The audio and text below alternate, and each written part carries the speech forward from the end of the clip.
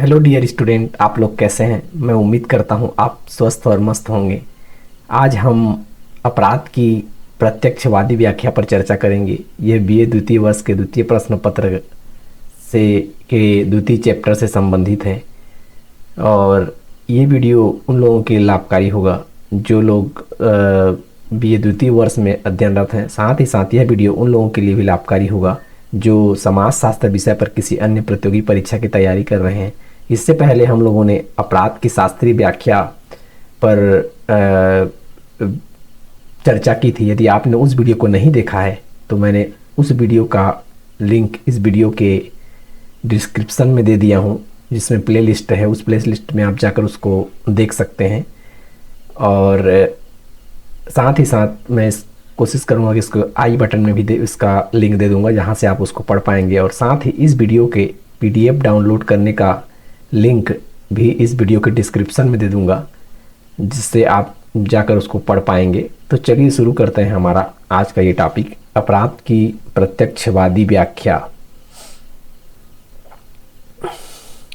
अपराध की प्रत्यक्षवादी व्याख्या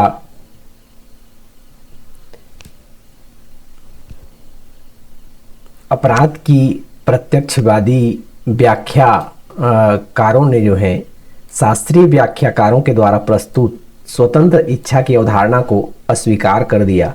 शास्त्रीय व्याख्याकारों ने कहा था कि व्यक्ति जो है, प्रत्येक व्यक्ति स्वतंत्र होता है और व्यक्ति अपने स्वतंत्र इच्छा के अनुसार से जो है उस आचरण का चयन करता है जिससे आचरण से जो है उसे सुख की अनुभूति ज़्यादा होती है दुख की तुलना में। तो इस बात को अपराध के जो प्रत्यक्षवादी व्याख्या करने वाले हैं उन लोगों के द्वारा जो है इस अवधारणा को अस्वीकार कर दिया गया और उन्होंने नियतिवाद यानी डिटर्मिनिज्म यानी निर्धारणवाद पर जोर दिया। लाम्ब्रोसो, गैरी फेलो और फेरी ऐसे प्रमुख प्रत्यक्षवादी थे जिन्होंने व्यक्ति की शारीरिक अयोग्यता अथवा व्यवहार के जैविकीय या फिर आनुवंशिक पक्ष पर जो है विशेष जोर दिया।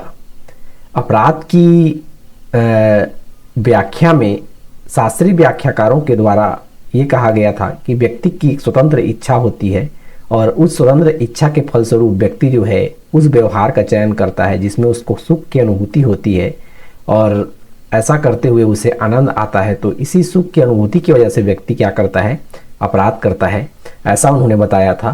तो इस चीज़ को जो है स्वतंत्र इच्छा वाली अवधारणा को अस्वीकार करते हुए प्रत्यक्षवादी व्याख्याकार लाम्ब्रोसो, गैरी फेलो और फेरी ने कहा कि उन्होंने बताया कि व्यक्ति में कुछ शारीरिक अयोग्यता होती है या फिर व्यवहार के जैविकीय या फिर आनुवंशिक पक्ष होता है, जो चीज़ जो है क्या करता है, किसी व्यक्ति को अपराधी बनाता है। तो अपराध की व्याख्या में प्रत्यक्षवादी सिद्धांतों का सबसे अधिक महत्व है। यह माना जाता है कि अपराधी जो होता है एक विशेष प्रारूप का होता है। अपराध की प्रत्यक्षवादी सिद्धांतों का सबसे अधिक महत्व है और यह माना जाता है कि अपराधी का एक विशेष प्रारूप होता है, एक टाइप होता है, जिसे देखकर ही, उस अपराधी को देखकर ही उसे पहचाना जा सकता है कि उसकी शारीरिक रचना जो होती है सामान्य व्यक्तियों से भिन्न होती है। शरीर की बनावट जो होती है, शारीरिक रचना जो होती है वो सामान्य व्यक्ति से भिन्न होती है। ये जो शारीरिक विशेषता होता है, ये शारीरिक विशेषता अपराधी को वंशानुक्रमण से मिला होता है। वंशानुगत व्यक्ति को इस प्रकार की शारीरिक विशेषता मिली होती है जिसके वजह से उसकी शरीर की रचना ऐसी होती है, उसे देखकर ही हम किसी व्यक्ति को के शरीर के बनावट या रचना को देखकर ही हम बता सकते हैं कि यह व्यक्ति जो है अपराधी प्रवृत्ति का होगा, ऐसा इनका कहना है। इस संप्रदाय के लोगों ने जो है अपराध के कारणों की व्याख्या जो है अपराधी की शारीरिक और मानसिक विशेषताओं को भी अपराध के लिए उत्तरदायी माना। ये लोग जो है मुख्य रूप से किसी अपराधी के अपराध के लिए उस व्यक्ति की शारीरिक रचना और मानसिक विशेषताओं को जो है उत्तरदायी माना। अपराधी व्यक्ति जो होता है उसकी शारीरिक रचना ही ऐसी होती है, साथ ही साथ उसकी मस्तिष्क की मानसिक विशेषता ऐसी होती है कि व्यक्ति जो है वह अपराध करता है। इसमें सर्वप्रथम हम देखते हैं ये प्रत्यक्षवादी सिद्धांत जो है मुख्य रूप से व्यक्ति के शारीरिक विशेषताओं या शारीरिक रचना या फिर मानसिक विशेषताओं के आधार पर किसी व्यक्ति को अपराध के लिए उत्तरदायी मानता है। तो इसमें पहला विचार जो है इस सिद्धांत में लाम्ब्रोसो का है। लाम्ब्रोसो के विचार को हम लोग देखते हैं। लाम्ब्रोसो के अनुसार शारीरिक संरचना के आधार पर लाम्ब्रोसो को अपराध की व्याख्या का जो है ज्ञाता माना गया है। लाम्ब्रोसो जो हैं इटली की सेना में एक डॉक्टर थे। लाम्ब्रोसो इटली की सेना में डॉक्टर होने की वजह से लाम्ब्रोसो ने अपने सेवा काल में के समय यह अनुभव उनको होने लगा था कि सेना में जो अनुशासनहीन और उत्पाती जो सैनिक होते हैं, सेना में हर तरह के सैनिक होते हैं, उसमें से उन्होंने ये देखा कि जो सैनिक अनुशासनहीन और उत्पाती होते हैं उनकी जो शारीरिक बनावट होती है यानी शरीर की बनावट जो होती है उन सैनिकों से अलग होती हैं जो सच्चे, ईमानदार और अनुशासन प्रिय होते हैं। तो इस आधार पर उन्होंने बताया कि जो सैनिक उत्पाती थे उन्होंने देखा कि उनके शरीर पर गुदे हुए चित्र थे जो बहुत भद्दे और अश्लील थे, जबकि साधारण जो सैनिक थे उनकी तस्वीरें सामान्य और सरल थी और ये तस्वीरें उनके स्वभाव को दर्शाती थीं। तो इससे लाम्ब्रोसो को इस बात का विश्वास हो गया कि व्यक्ति की शारीरिक रचनाएं और मानसिक प्रवृत्ति में जो है अवश्य संबंध होता है। जिस व्यक्ति की जैसी शारीरिक रचना होता है उसी के हिसाब से उसका मानसिक प्रवृत्ति होता है, ऐसा उन्होंने निष्कर्ष निकाला। इस आधार पर लाम्ब्रोसो ने 4 प्रमुख निष्कर्ष निकाले।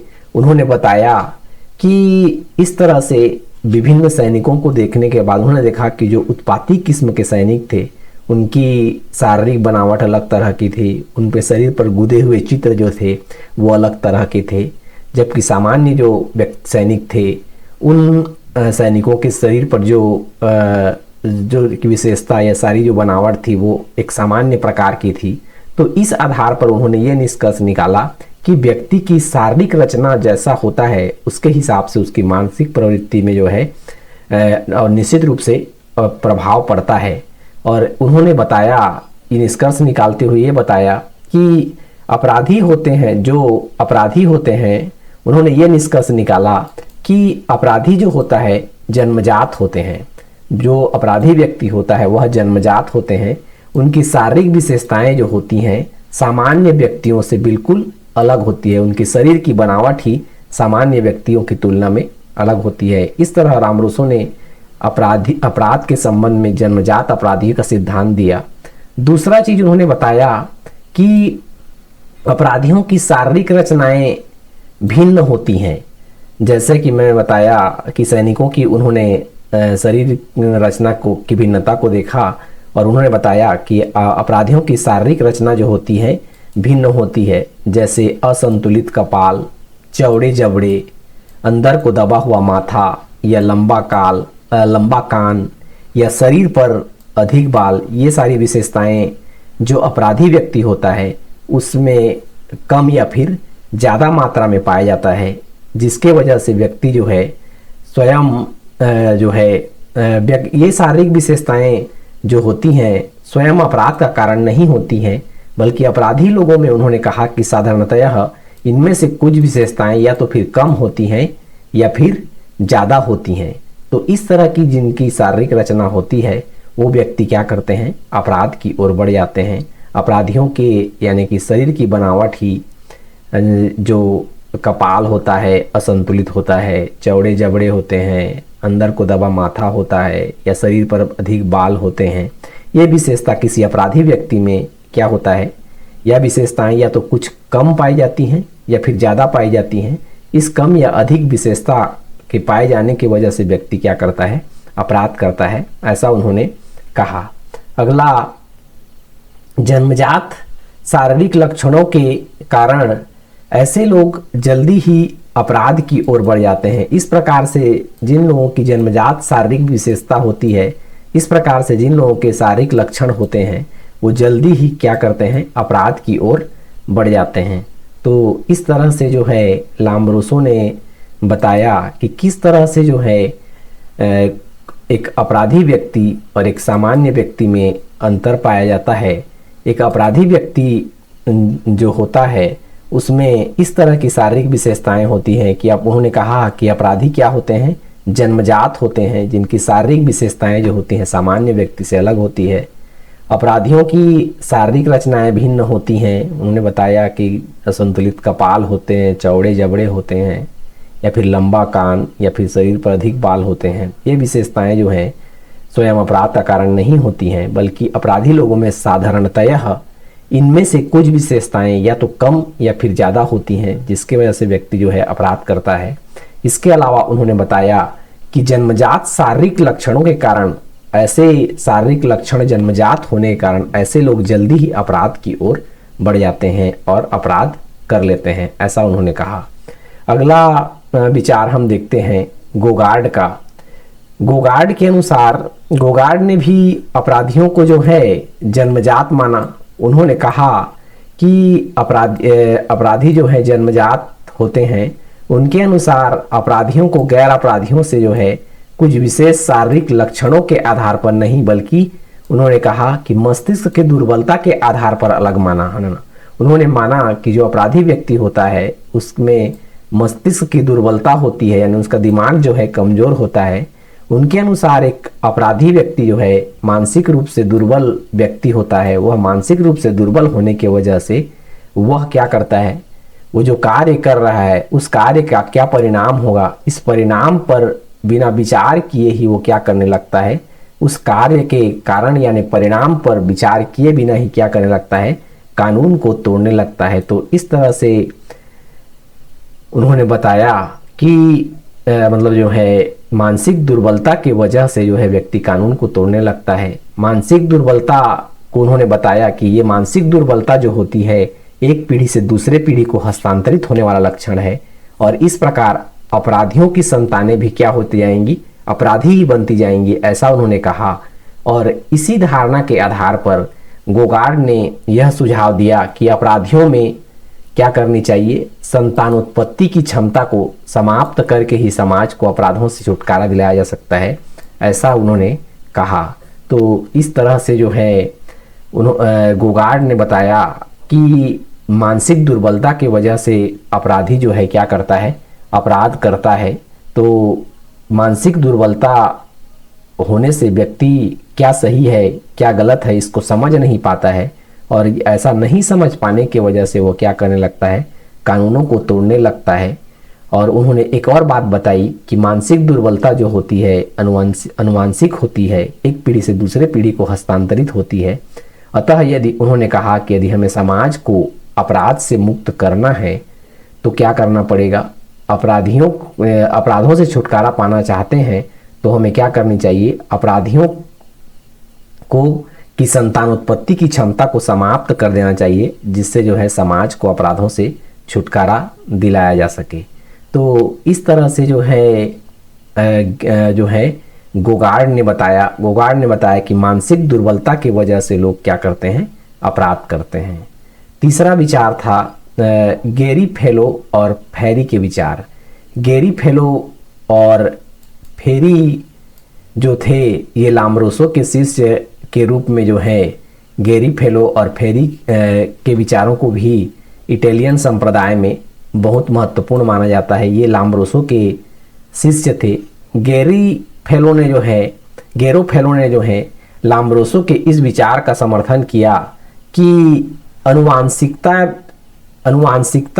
भी अपराध के लिए उत्तरदायी है। गेरो फेलो ने जो है लाम्ब्रोसो के इस विचार का समर्थन किया कि अनुवांशिकता भी अपराध के लिए उत्तरदायी है, लेकिन उन्होंने अपराधियों की विवेचना कर उनके शारीरिक लक्षणों के आधार पर करने की अपेक्षा जो है उनके एक विशेष मनोवैज्ञानिक प्रकार यानी साइकोलॉजिकल टाइप के आधार पर की। अपराध के बारे में गेरोफेलो जो कि लाम्ब्रोसो के शिष्य हैं, वो भी इस विचार का समर्थन करते थे कि अनुवांशिकता की वजह से जो है अनुवांशिकता जो होती है वो अपराध के लिए उत्तरदायी है। लेकिन उन्होंने अपराधियों की विवेचना को जिस प्रकार से लाम्ब्रोसो ने शारीरिक लक्षणों के आधार पर बताया, उसके तुलना में उन्होंने ये बताया कि अपराधी व्यक्ति जो होता है एक विशेष मनोवैज्ञानिक प्रकार का होता है। उस मनोवैज्ञानिक प्रकार के आधार पर कि उन्होंने ये स्पष्ट किया कि अपराधियों का जो मानसिक स्तर जो होता है वह क्या होता है, अलग प्रकार का होता है। उनका मानसिक स्तर यानी साइकोलॉजिकल टाइप या भिन्न प्रकार का होता है। उनमें उन्होंने ये बताया कि अपराधी व्यक्ति में जो है दया और ईमानदारी की भावना का अभाव पाया जाता है। दया और ईमानदारी की भावना का अभाव होता है। दया के अभाव में व्यक्ति जो है क्या करता है, हिंसक अपराध करता है। व्यक्ति में दया के अभाव होने से हिंसक अपराध करता है, जबकि व्यक्ति में ईमानदारी की कमी होने के कारण व्यक्ति जो है संपत्ति के विरुद्ध अपराध करने की प्रेरणा मिलती है। तो इस तरह से उन्होंने बताया कि एक अपराधी व्यक्ति जो होता है उसमें एक विशेष मनोवैज्ञानिक प्रकार होता है, साइकोलॉजिकल टाइप होता है, जिसके कारण जो है व्यक्ति अपराध करता है। मानसिक स्तर भिन्न प्रकार का होता है। उनमें जो है अपराधियों में दया और ईमानदारी की भावना का अभाव पाया जाता है। दया के अभाव के कारण जो है व्यक्ति हिंसक हो जाता है, जबकि ईमानदारी की कमी की वजह से व्यक्ति जो है संपत्ति के विरुद्ध अपराध करने की प्रेरणा मिलती है व्यक्ति को। तो इस तरह से साइकोलॉजिकल टाइप यानी मनोवैज्ञानिक प्रकार के आधार पर गेरी फेलो और फेरो ने जो है अपराधियों के अपराध करने का रीजन बताया। इस प्रकार गेरी फेलो ने कहा कि अपराधियों का समाज से निष्कासन करके, यदि अपराधियों को हम क्या करें, समाज से निकाल दें, समाज से निष्कासन कर दें, तो ही सामाजिक जीवन को स्वस्थ बनाया जा सकता है, ऐसा उन्होंने कहा। जब अपराधी जो होते हैं इस तरह से मानसिक विशेषताओं के वजह से उनमें दया और ईमानदारी की भावना नहीं पाई जाती है, तो यदि हमेशा उनको क्या करना पड़ेगा, उनको समाज से निष्कासित कर देना होगा। यदि समाज से उन्हें निष्कासित कर देंगे तभी हम सामाजिक जीवन को स्वस्थ बना पाएंगे। फेरी ने भी अपराध की अपेक्षा अपराधी के लक्षण पर अधिक ध्यान दिया। उन्होंने जो है अपराध की अपेक्षा अपराधी के लक्षण पर ही अधिक ध्यान दिया। उन्होंने तर्क दिया कि अपराधिक व्यवहार जो है क्या होता है, अनेक भौगोलिक, निजातीय, मनोवैज्ञानिक और सामाजिक प्रभावों का संयुक्त परिणाम है। उन्होंने कहा कि आपराधिक व्यवहार एक चीज का परिणाम नहीं है, बल्कि भौगोलिक, निजातीय, मनोवैज्ञानिक और सामाजिक प्रभावों का संयुक्त परिणाम है। उनके अनुसार जिस तरह एक निश्चित तापक्रम में कोई रासायनिक पदार्थ जो है पानी के साथ विशेष शीघ्रता के साथ घुलता है, एक निश्चित टेम्परेचर में कोई पदार्थ जो है पानी के साथ एक बहुत शीघ्रता के साथ घुलता है, उसी तरह कुछ विशेष व्यक्तिगत और भौतिक दशाओं के अंतर्गत कुछ विशेष प्रकार के जो व्यक्ति होते हैं एक विशेष प्रकृति के अपराध को करने लगते हैं। मतलब वहाँ के लिए उन्होंने ये कहा कि अपराध के लिए जो है एक आपराधिक व्यवहार के लिए भौगोलिक परिस्थितियाँ, निजातीयता या मनोवैज्ञानिक और सामाजिक प्रभावों का संयुक्त परिणाम होता है। जिस प्रकार यदि हम पानी में कोई रासायनिक पदार्थ को या किसी चीज़ को घोलना चाहते हैं तो एक विशेष टेम्परेचर पर वह जल्दी से घुलता है, उसी प्रकार से आपराधिक व्यवहार करने वाला व्यक्ति के लिए भी क्या होना चाहिए, ऐसी भौगोलिक दशाएं होनी चाहिए, ऐसी उसमें प्रजातीय विशेषता होनी चाहिए, साथ ही साथ उसका मनोवैज्ञानिक बनावट ऐसा होना चाहिए, और साथ ही साथ समाज का जो होता है उसका भी प्रभाव के संयुक्त परिणाम से जो है व्यक्ति क्या करता है, एक विशेष प्रकार का व्यक्ति जो है एक विशेष प्रकृति के अपराध को ऐसी दशाओं के मिल जाने के कारण, व्यक्तिगत और भौतिक दशाओं के उपलब्ध हो जाने के कारण से व्यक्ति जो है क्या करता है, अपराध करने लगता है, ऐसा उन्होंने कहा। तो इसका तात्पर्य यह हुआ कि अपराधियों में जो अनेक लक्षण होते हैं वो क्या होते हैं, जन्मजात होते हैं। लेकिन ये जन्मजात लक्षण जो होते हैं, उन्होंने इस बात को स्वीकार किया कि अपराधियों में जो अपराध करने व्यक्ति में जो है अनेक लक्षण जो होते हैं वो जन्मजात होते हैं, लेकिन ये लक्षण अपराध के रूप में तभी हमको देखने को मिलते हैं, प्रभावपूर्ण बनते हैं, जब उन्हें कुछ विशेष तरह का जो है पर्यावरण प्राप्त हो जाता है। ये लक्षण जो है अपराध के रूप में तभी प्रभावपूर्ण बनता है जब उन्हें कुछ विशेष तरह का इन्वायरमेंट प्राप्त हो जाता है। ऐसा पर्यावरण मिल जाने के फलस्वरूप जो है व्यक्ति क्या करने लगता है, अब अपराध करने लगता है। तो इस तरह से जो है फेरी का विचार था कि अपराधी में तो जन्मजात लक्षण तो होते हैं, साथ ही साथ उन जन्मजात लक्षणों के प्रभावपूर्ण बनने के लिए किसी विशेष तरह का एक पर्यावरण प्राप्त होना चाहिए। उस विशेष पर्यावरण के प्राप्त होने के फलस्वरूप जो है व्यक्ति क्या करने लगता है, अपराध करने लगता है। तो इस तरह उन्होंने आपराधिक व्यवहार के लिए अनेक भौगोलिक, निर्जातीय, सामाजिक प्रभाव या मनोवैज्ञानिक प्रभावों को जो है संयुक्त माना, और जिस तरह से पानी में किसी पदार्थ को घोलना है तो एक निश्चित टेम्परेचर में यदि पानी को उबालें, उसके बाद उसमें रासायनिक पदार्थ को घोलें तो वो जल्दी घुलता है। उसी तरह कुछ व्यक्तियों में कुछ ऐसी विशेष व्यक्तिगत विशेषता और साथ ही साथ ऐसी भौतिक दशाएं होती हैं, ऐसा भौगोलिक परिस्थिति, सामाजिक प्रभाव, ये सारी चीज़ों का संयुक्त परिणाम होता है, जिसके वजह से व्यक्ति जो है किसी विशेष प्रकार के अपराध को व्यक्ति जो है करने लगता है। और उसे इस तरह का यदि पर्यावरण प्राप्त हो जाता है तभी व्यक्ति क्या करता है, उस अपराध को करने लगता है। तो इस तरह से फेरी का विचार है अपराध के संबंध में। आगे देखते हैं अपराध के प्रत्यक्षवादी सिद्धांत की समालोचना। अपराध की व्याख्या में लाम्ब्रोसो और उनके शिष्यों ने इसे एक लंबे समय तक जो है काफ़ी महत्वपूर्ण माना, प्रत्यक्षवादी व्याख्या को जो है बहुत महत्वपूर्ण माना। लेकिन बाद में और बहुत सारे अध्ययनकर्ताओं ने जब लाम्ब्रोसो के विचारों की प्रामाणिकता को जानने के लिए अपराधियों की शारीरिक प्रकारों का अध्ययन किया तो यह बात स्पष्ट होने लगा कि ना तो अनुवांशिकता अपराध का प्रमुख कारण है और ना ही लाम्ब्रोसो के द्वारा अपनाई गई पद्धति जो है वैज्ञानिक है। उन्होंने जो पद्धति अपनाई थी वो वैज्ञानिक पद्धति नहीं है। साथ ही साथ उन्होंने जो अनुवांशिकता को अपराध का कारण बताया था वो भी जो है अपराध के लिए जवाबदार नहीं है, ऐसा स्पष्ट होने लगा।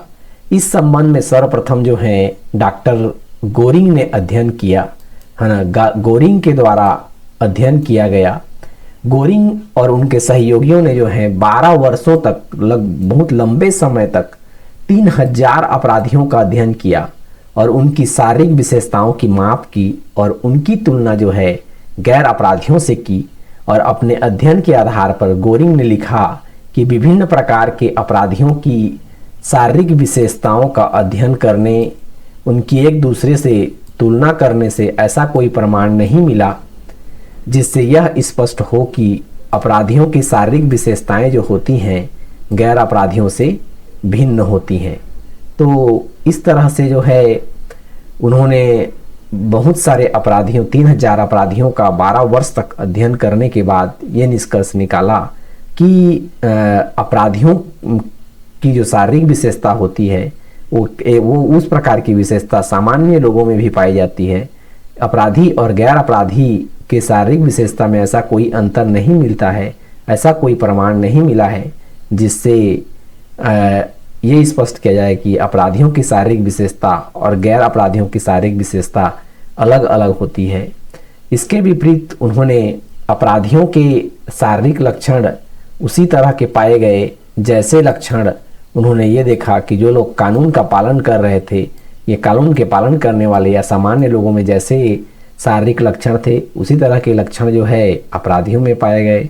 तो इस बात से गोरिंग के इस बात से यह सिद्ध होता है कि शारीरिक प्रकार जो है अपराधियों की पहचान का कोई आधार नहीं है, यानी कि शारीरिक बनावट के आधार पर हम किसी व्यक्ति के अपराधी या होने या ना होने की पहचान नहीं कर सकते हैं। इस संबंध में जो है सदरलैंड एक अपराध शास्त्री हैं, उन्होंने भी अपना विचार व्यक्त किया।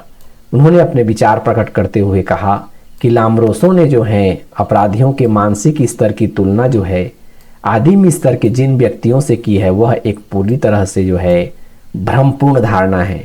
अपराध का जो प्रारूपवादी सिद्धांत जो है इस मान्यता पर भी आधारित है कि अपराधियों में जो है दया और ईमानदारी की कमी होती है।